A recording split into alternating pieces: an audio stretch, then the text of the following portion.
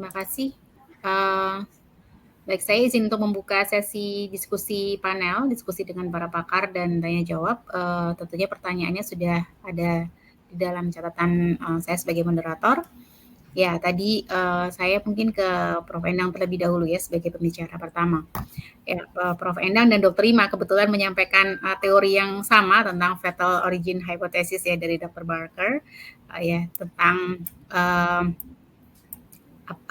yang artinya bahwa penyakit-penyakit kronis yang terjadi, penyakit tidak menular terutama itu berasal dari respons tubuh terhadap kejadian kekurangan gizi pada masa kehidupan di awal. Ya, di dalam buku saku ini disebutkan tentang periode kritis, Prof. Endang. Nah, mungkin bisa disampaikan apakah itu adalah terminologi yang baru, karena kita biasa mengenal dengan periode 1000 hari pertama kehidupan. Critical point-nya tadi sudah disampaikan detailnya oleh Prof. Endang, tapi sebagai tenaga kesehatan mungkin pada saat menjalani masa studi pendidikan maupun profesi ada beberapa yang terlewat karena dulu zaman saya juga kuliah itu tidak dikenalkan demikian ya Prof. Endang ya. Nah, kemudian nanti dikaitkan dengan kebijakan pemerintah terkait dengan program sensitivitas dan spesifisitas, bagaimana sebenarnya dapat meningkatkan peran atau kontribusi dari tenaga kesehatan. Silakan Prof. Endang mungkin singkat. Silakan. Baik, terima kasih. Maaf saya duluan ya Dr. Rima ya. Jadi seperti ini. Silakan Prof ya. Dan 1000 HPK ya bisa dikatakan benar semuanya sebetulnya 1000 HPK itu adalah kritis ya. Tetapi kalau kita lihat yang mana yang paling kritis, sebetulnya tadi yang saya sampaikan, yang paling kritis itu adalah masa pada saat di dalam kandungan. Ya tadi juga Dr. Rima juga menyampaikan masa di dalam kandungan itu kalau tadi di gambar saya juga menunjukkan bahwa separuh dari masalah stunting pada anak yang balita bawah 2 tahun itu sebetulnya banyak ditentukan oleh pada masa di dalam kandungan. Selanjutnya 2 tahun sesudah lahir itu menentukan juga dalam kandungan juga menentukan masalah pada sesudah 2 tahun. Jadi kalau kita gradasi kritisnya menurut saya itu adalah berbeda. Jadi menurut saya itu gradasi kritis yang pertama itu adalah dalam kandungan karena di situ adalah periode di mana semua organ tubuh itu dibuat terutama pada 8 minggu pertama tadi Dr. Rima juga menyampaikan hal tersebut ya. Dan sesungguhnya kan sesudah itu kan pertumbuhan dan perkembangan berlanjut ya. Jadi memang kalau 1000 HPK rata semua 1000 HPK kalau kita periode kritisnya beda-beda gitu. Ya, itu mungkin. Silakan Dr. Rima. Ya, terima kasih Dr. Ervi, Prof. Endang. Mungkin yang sedikit mau saya tambahkan adalah memang intrauterin itu terutama adalah pertumbuhan janin dan perkembangan berbagai organ. Namun memang kenapa dilanjutkan sampai 2 tahun setelah bayi lahir karena memang yang masih belum selesai pada saat intrauterin adalah perkembangan otak. Dan itu yang juga dihubungkan dengan stunting. Stunting itu juga bukan hanya berarti pendek atau kecil, tapi juga akan berpengaruh terhadap kualitas dari fungsi kognitifnya akibat neurodevelopmentnya yang terganggu. Dan apakah pertumbuhan selama intrauterin bisa mempengaruhi ukuran bayi atau anak nanti di kemudian hari? Tentunya iya, dan itu sangat dipengaruhi oleh nutrisi ibunya, meskipun juga ada faktor lain, misalnya faktor plasenta, di mana meskipun nutrisinya ibunya baik, namun apabila ada masalah di plasenta atau yang kita katakan insufisiensi uteroplasenta, itu akan menyebabkan transfer dari nutrisi itu menjadi tidak adekuat, sehingga menyebabkan masalah gangguan dari pertumbuhan janin, yang nantinya pada saat lahir mungkin kecil dan nanti beresiko untuk stunting, tapi juga beresiko untuk terjadinya obesitas karena adanya gangguan pada saat pembentukan insulin dan pankreas sehingga menjadi dislipidemia dan resistensi insulin.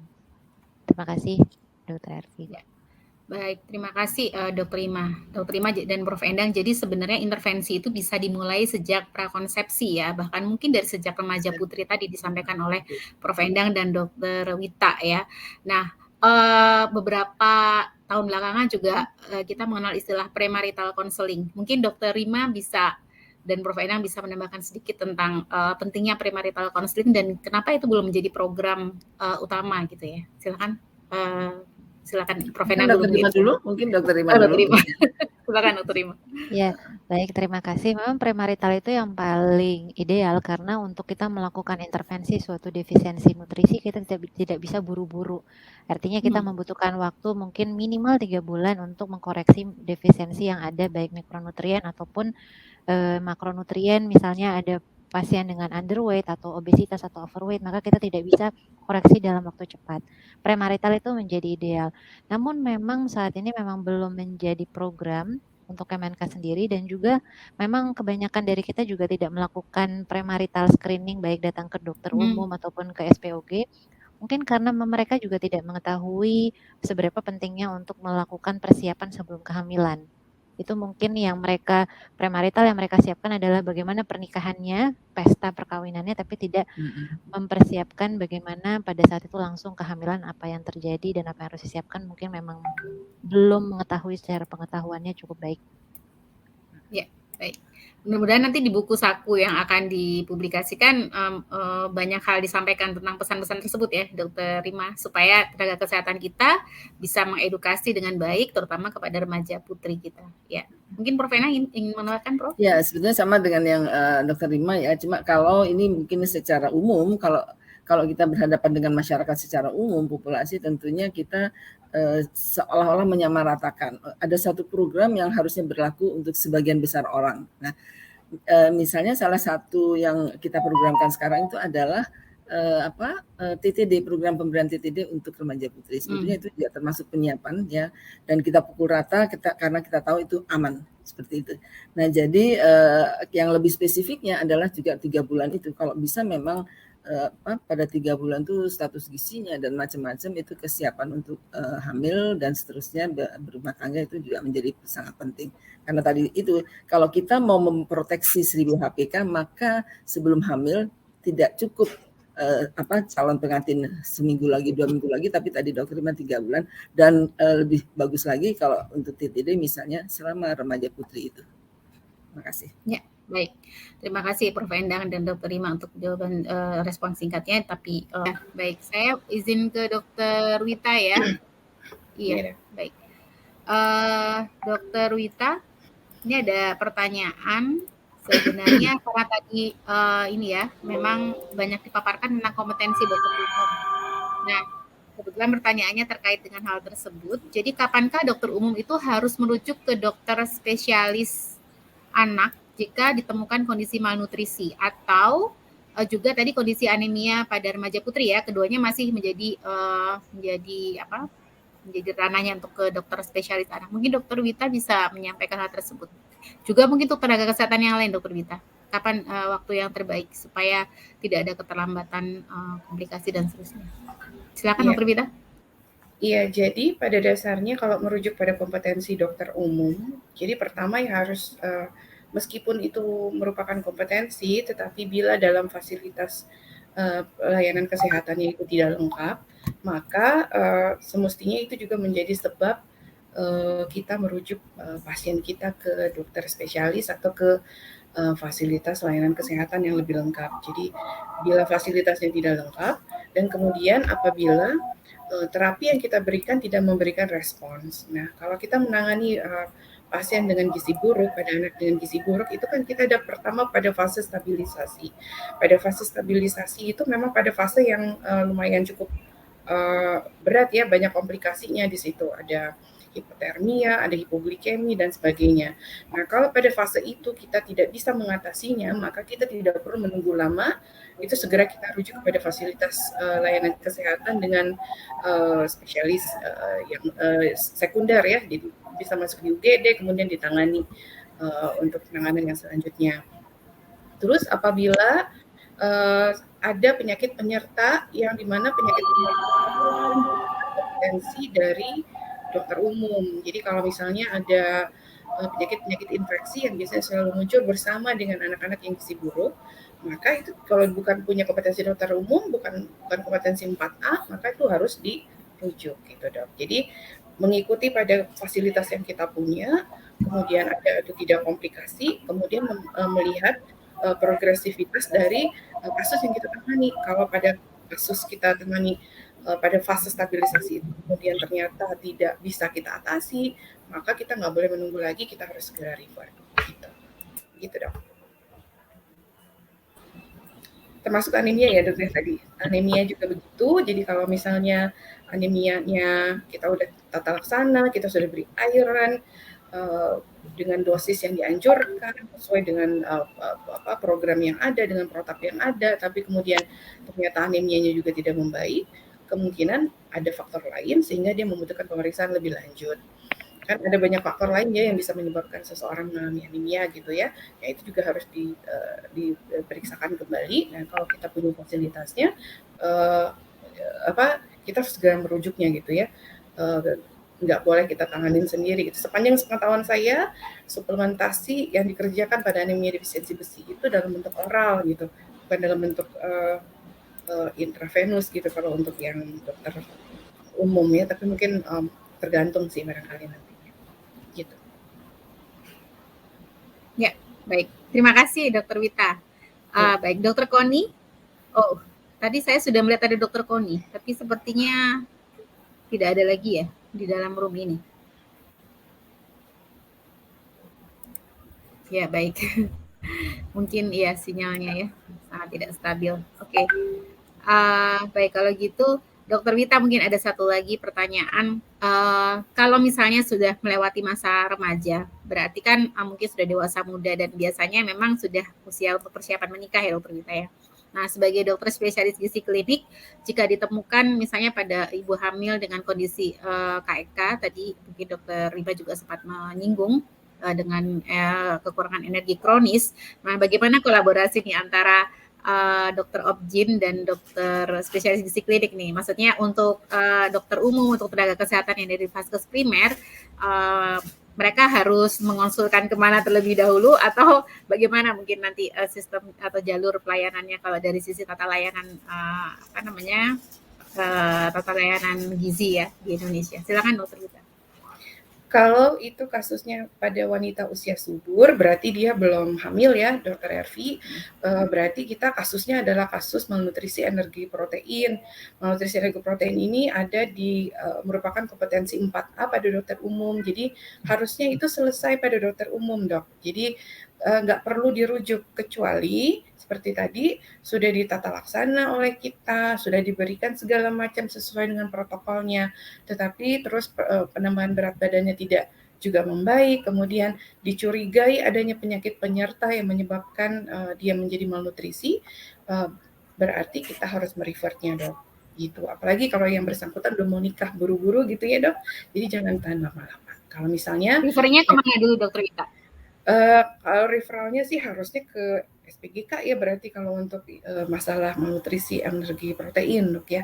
Nanti kalau mau menikah sudah hamil barangkali nanti berkolaborasi dengan dokter Rima begitu. Iya, baik. Saya ke dokter Rima mungkin. Dokter Rima mungkin ada catatan khusus berapa lama dokter umum dapat kita berikan kesempatan atau tenaga kesehatan di vaskes primer untuk menangani kasus ibu hamil dengan KEK sebelum terjadi keterlambatan. Silakan dokter Rima. Kalau ibu hamil dengan KEK sepertinya menurut saya jangan terlalu lama, karena ibu hamil dengan KEK bukan hanya ibunya saja yang perlu kita perhatikan, tapi juga janin untuk menilai apakah pertumbuhannya baik atau tidak. Sebenarnya sekarang di kurikulum mahasiswa kedokteran di modul kesehatan perempuan itu mahasiswa sudah mulai diajarkan melakukan pemeriksaan USG. Tujuannya adalah untuk menilai apakah pertumbuhannya sesuai dengan usia kehamilan. Apabila tidak, maka itu waktunya untuk merujuk untuk dilakukan tata laksana. Atau kalau memang saat ini dokter umum yang saat ini belum bisa melakukan pemeriksaan USG, bisa melakukan pelatihan di POGI, Persatuan Obstetri Ginekologi Indonesia, ataupun kalau memang tidak bisa dengan melakukan pemeriksaan tinggi fundus uteri. Ada kurva yang bisa digunakan untuk melakukan pemantauan apakah pengukuran tinggi fundus uterinya sesuai dengan usia kehamilan atau tidak, apakah sesuai dengan kurvanya atau apakah ada perlandaian atau hambatan pertumbuhan, itu waktunya untuk merujuk. Jadi bukan hanya ibunya saja, tapi juga harus dinilai janinnya apakah sesuai atau tidak pertumbuhannya. Ya, dan didukung dengan fasilitas pelayanan primernya juga ya, Dokter Ima ya, sejauh mana dapat mengakomodasi, mengenal tanda-tanda bahaya dan seterusnya. Jika ragu mungkin harus segera dirujuk ya Dokter Ima ke spesialis obstetrik dan mungkin nanti kolaborasi dengan spesialis gizi klinik. Baik Dokter Wita dan Dokter Ima, terima kasih. Ini ada satu lagi, ya. Oh, apa suaranya udah terdengar? Saya bisa mendengar barusan. Ya, barusan terdengar. Dokter Saya bisa Koni. mendengar. Dokter Koni? Ya, oke. Ya, makasih. Ya, saya coba jawab untuk Dokter yang Koni, saya tadi yang pertanyaan tadi. Ya, perlu saya bacakan lagi atau bagaimana Dok? Nggak usah, saya udah itu ada, kebetulan saya lihat pertanyaannya. Jadi ya, baik. Memang berbagai penelitian sudah menunjukkan bahwa pertumbuhan paling pesat itu di 2 tahun pertama. Kalau stunting itu terjadi dan terjadi terus lebih dari 2 tahun, walaupun bagaimana tetap akan ada pengaruh untuk faktor IQ seperti itu, penelitiannya udah banyak ya. Tapi ya kita kan nggak boleh membiarkan kalau anaknya udah stunting di atas 2 tahun terus kita bilang tidak bisa, kan itu tidak mungkin.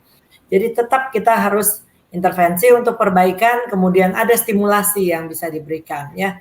Jadi jangan dia udah 2 tahun udah telat, wah ibunya bisa nangis-nangis yang seperti apa kayak gitu. Nah, apa yang bisa dilakukan ya tentu seperti tadi Dokter Tirta udah bilangnya, kita cari penyebabnya ya. Cari penyebabnya, kalau memang tidak ditemukan ya mohon dirujuk itu boleh ke dokter umum yang sudah dilatih atau ke dokter spesialis anak seperti itu ya.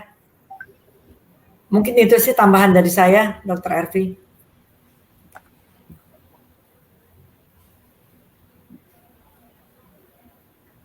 Oh ya, baik. Nah, walaupun terputus ya. Baik, ya baik Dok. Ya baik, mungkin nanti kalau Dokter Koni berkesempatan bisa menuliskannya di dalam chat juga Dokter Koni untuk penegasan. Saya agak mendengar terputus-putus. Oke. Iya. Oke. Terima kasih Dokter Koni yang sudah memberikan respon. Ya karena waktu juga sudah maghrib ya, jadi kita harus menyelesaikan sesi tanya jawab. Ya sayang sekali mungkin karena kondisi koneksi dan memang ada selalu ada keterbatasan di dalam penyampaian secara daring atau online seperti ini ya. Tapi mudah-mudahan materi dari para narasumber ini dapat segera dipublikasikan dalam bentuk buku saku yang dapat diakses oleh seluruh tenaga kesehatan. Ya, sebelum menutup acara, saya izin untuk menyampaikan kesimpulan dari keempat pembicara. Gizi pada 1000 hari pertama kehidupan sudah lama dikorelasikan dengan perkembangan kognitif pada anak, dan tadi sudah disampaikan oleh seluruh pembicara kita. Pada 1000 hari pertama kehidupan tersebut, gizi dan lingkungan juga memainkan peran penting pada perkembangan anak, dan perkembangan anak membutuhkan lingkungan tempat berkembang yang sangat mendukung.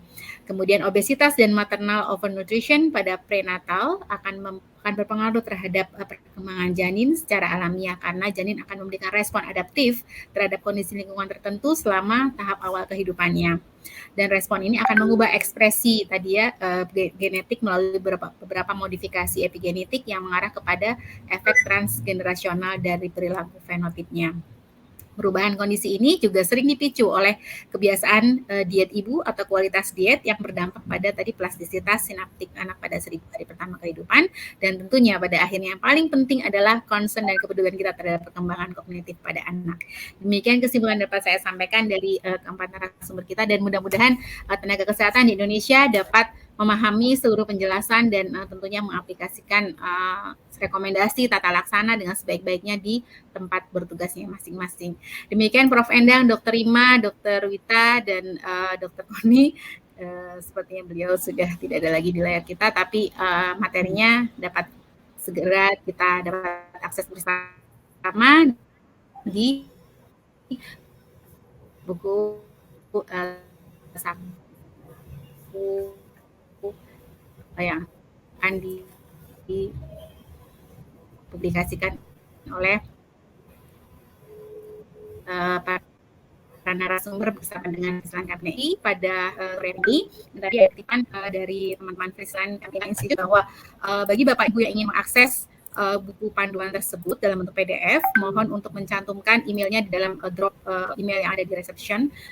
Dengan demikian nanti akan diakses oleh teman-teman dari Friesland KPI Institute dan akan dikirimkan melalui email Bapak Ibu sekalian dalam bentuk PDF. Saya izin untuk undur diri bersama dengan narasumber kita pada sore hari ini. Terima kasih Prof. Endang, Dr. Ima, dan Dr. Lita. Selamat sore. Wassalamualaikum warahmatullahi wabarakatuh.